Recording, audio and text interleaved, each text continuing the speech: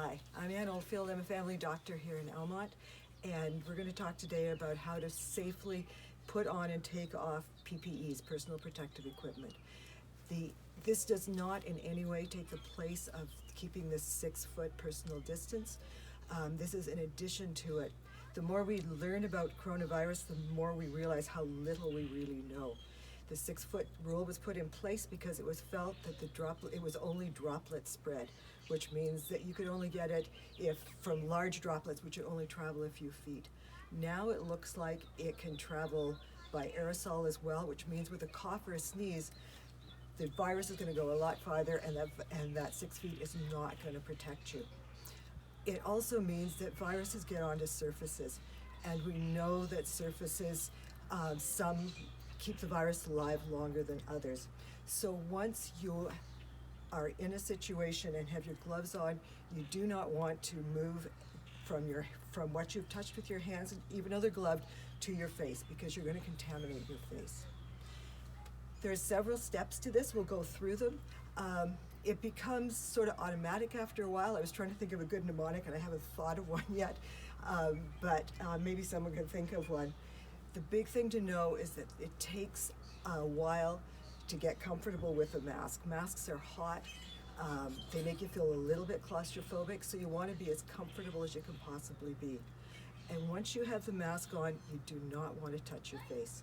That's the thing I've seen happening most often when I've been in situations where people are wearing them appropriately because they're in stores where they can't necessarily keep that 6 feet, but they're moving their masks up and down, they're touching their faces because the mask is unusual to them. And as soon as you do that, you've contaminated and the mask is really no longer protective to you. So the first thing you want to do is set yourself up for success. Like most people, I need a haircut.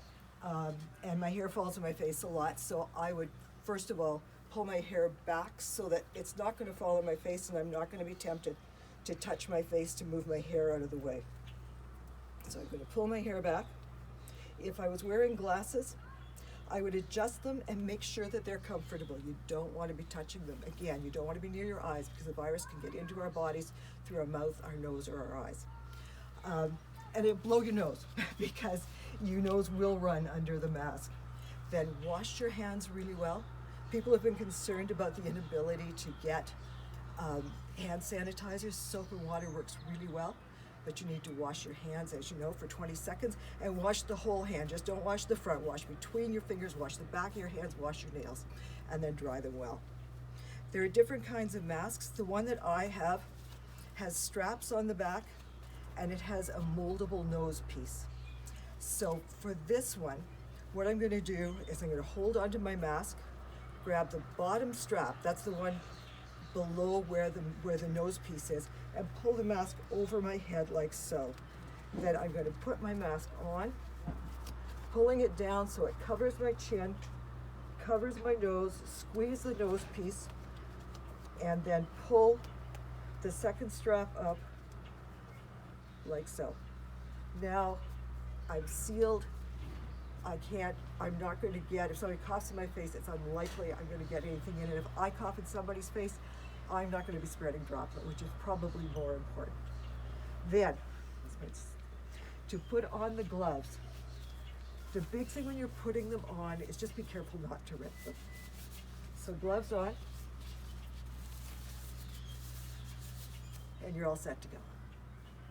If I was going to the grocery store, what I would do is wash my hands really well before I get into my car if I'm driving, put my gloves on in the car because I haven't touched anything that's contaminated, and then put my mask on in the car and then put my gloves on when I get into the store.